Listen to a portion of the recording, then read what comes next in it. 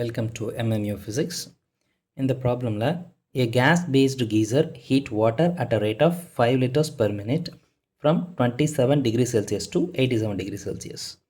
If the rate of consumption of energy by a gas geyser is x into 10 power 4 watt, find the value of x அப்படின்னு கேட்டிருக்காங்க. இப்போ இந்த ப்ராப்ளமில் 5 லிட்டர்ஸுங்கிறது SI unit இல்லை.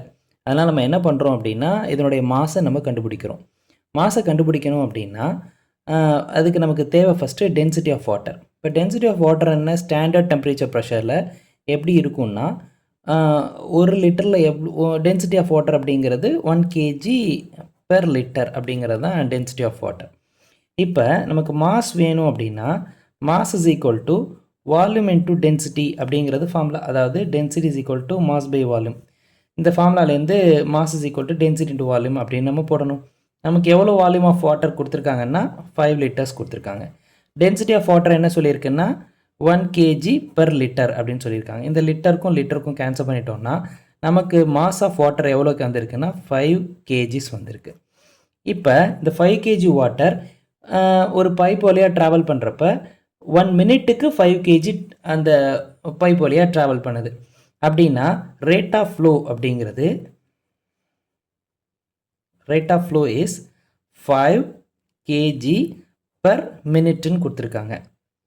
மினிட்டை வந்து நம்ம செகண்ட்ஸுக்கு convert பண்ணிக்கலாம். 5/60 கிலோகிராம் பெர் செகண்ட் அப்படின்னாக்க நமக்கு வந்துடும் என்ன கிடைக்கும் 12 கிடைக்கும். இப்போ 1/12 கிலோகிராம் பெர் செகண்ட். அப்போ ரேட் ஆஃப் ஃப்ளோ ஒரு பைப் வழியாக போகக்கூடிய தண்ணி வந்து எவ்வளோ ஃப்ளோ ஆகுது அப்படின்னா 1/12 கிலோகிராம் பெர் செகண்ட் ட்ராவல் பண்ணுது. இப்போ ஒரு கீசர் என்ன செய்யுது அப்படின்னா அதனுடைய டெம்பரேச்சரை 27 டிகிரி செல்சியஸ்லேருந்து 87 டிகிரி செல்சியஸ் வழியாக நமக்கு இன்க்ரீஸ் பண்ணுது. அதாவது ஒரு பைப் இருக்குது, பைப்பில் உள்ளே போகும்போது அதனுடைய டெம்பரேச்சர் வந்து 27 டிகிரி செல்சியஸாக இருக்குது. வெளியில் வர்ற வாட்டர்னுடைய டெம்பரேச்சர் வந்து 87 டிகிரி செல்சியஸாக இருக்குது. அப்போ இந்த இடத்துல இருக்கக்கூடிய அந்த கேஸு என்ன செய்யுது அப்படின்னா கேஸ் பேஸ்டு கீசர் இல்லையா, அது என்ன செய்யுது வெளியிலேருந்து எனர்ஜியை வாங்கி இதுக்கு இன்புட்டாக கொடுக்குது. அதனுடைய ரேட் எவ்வளோ பவரில் இன்புட் கொடுக்குது அப்படின்னா இந்த பவரில் இன்புட் கொடுக்குது x into 10 power 4ல் கொடுக்குது. அப்போ இது செய்யக்கூடிய ஒர்க்கு தான் பவர் நம்ம சொல்லிட்டோம். இப்போ பவருக்கான ஃபார்முலா வந்து ரேட் ஆஃப் டூயிங் ஒர்க்.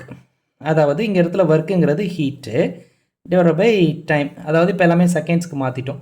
இங்கே அவங்க பவர் கொடுத்துருக்காங்க. எவ்வளோ பவர் கொடுத்துருக்காங்க x into 10 power 4 அப்படின்னு கொடுத்துருக்காங்க. பஸ் அப்போ நம்ம என்ன கண்டுபிடிச்சா போதும்னா ஹீட்டு கண்டுபிடிக்கணும். இப்போ ஹீட்டுக்கான formula ms into delta D.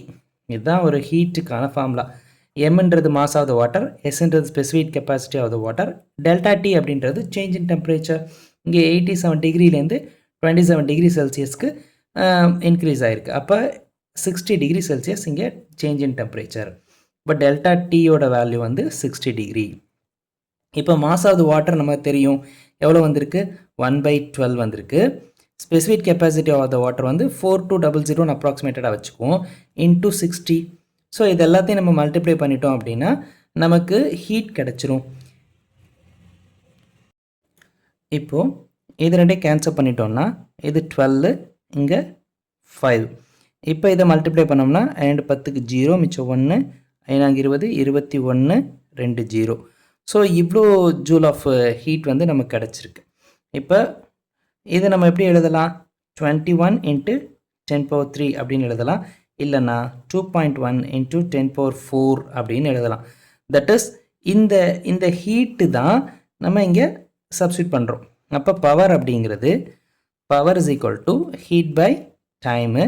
That is ஹீட்டோட value 2.1 into 10 power 4 divide by 1 second. So எத்தனை வாட் கிடச்சிருக்கு நமக்கு 2.1 into 10 power 4 வாட் அப்படின்னு கிடச்சிருக்கு.